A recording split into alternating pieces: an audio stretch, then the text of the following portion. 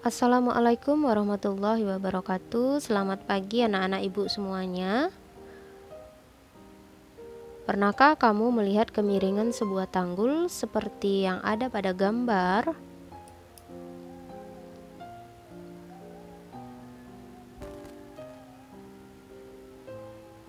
Penerapan teorema Pitagoras ini dilakukan di banyak bidang, terutama bidang arsitektur.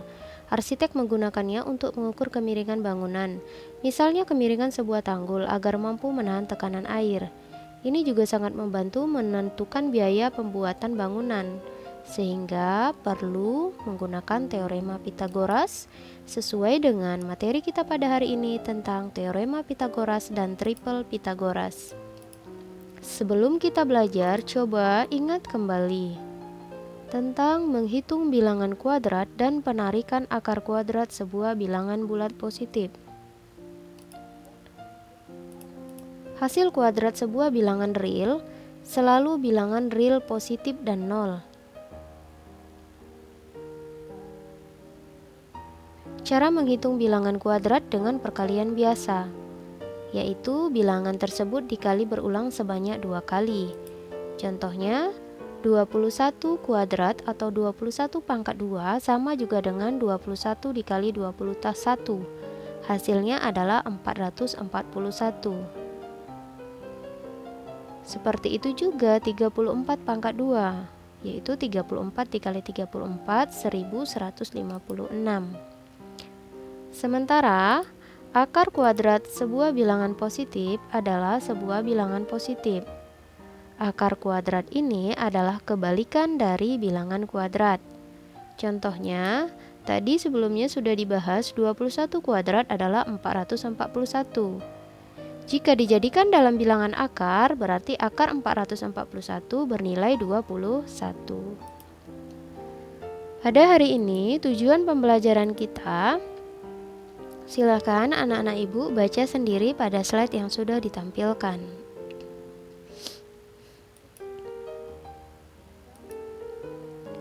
Untuk selanjutnya, mari kita pelajari pembuktian teorema Pitagoras.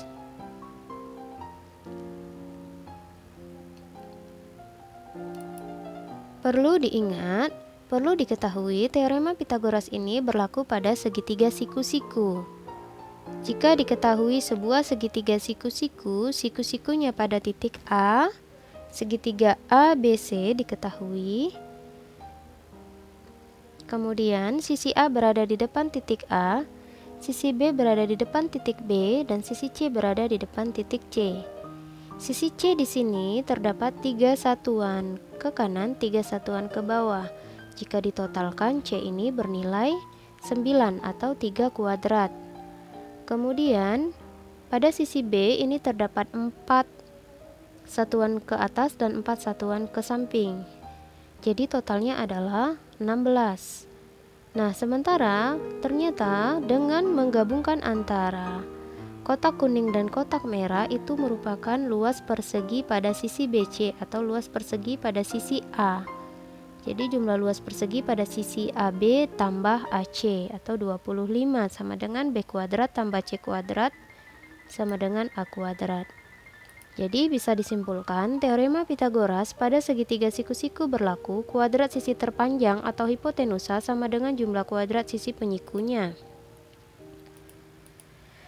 Kita lanjutkan untuk membahas soal diketahui sebuah segitiga ABC dengan panjang AB adalah 9 cm, panjang AC 12 cm, tentukanlah panjang BC. Nah, kita sudah bisa menentukan sisi A berada di depan titik A, sisi B berada di depan titik B, sisi C berada di depan titik C. Mencari A kuadrat itu sama dengan B kuadrat tambah C kuadrat, yaitu 9 kuadrat 81 tambah 12 kuadrat adalah 144. Hasilnya adalah 225. Maka A, kebalikan dari kuadrat adalah akar, jadi akar 225 bernilai 15 cm. Jadi panjang BC adalah 15 cm. Kemudian untuk soal berikutnya, silakan anak-anak ibu perhatikan. Diketahui sebuah segitiga ABC di mana panjang sisi AB-nya 20 cm, panjang sisi BC 29 cm. Ingat, sisi yang berada di depan sudut siku-siku itu adalah sisi miring. Sisi miringnya di sini adalah A, yaitu sisi terpanjang. Ya, jadi untuk mencari sisi AC di sini seharusnya B. Jadi B kuadrat sama dengan A kuadrat kurang C kuadrat, yaitu 29 kuadrat kurang 20 kuadrat.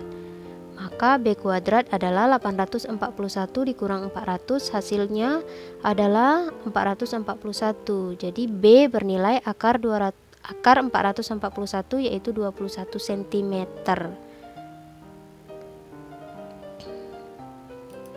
Nah, untuk berikutnya coba pahami, pelajari tentang triple Pythagoras.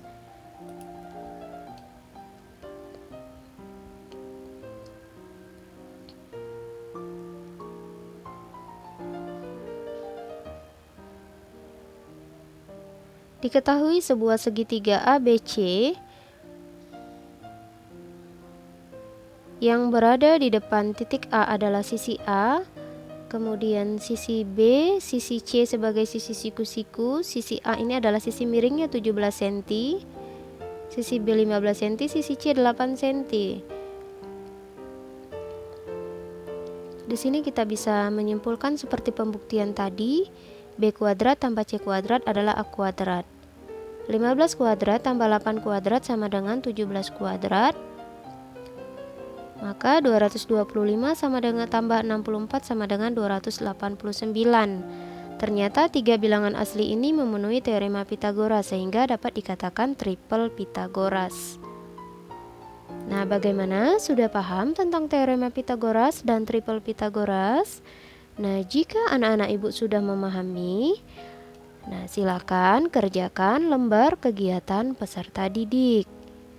Ibu akhiri, wassalamualaikum warahmatullahi wabarakatuh. Tetap semangat.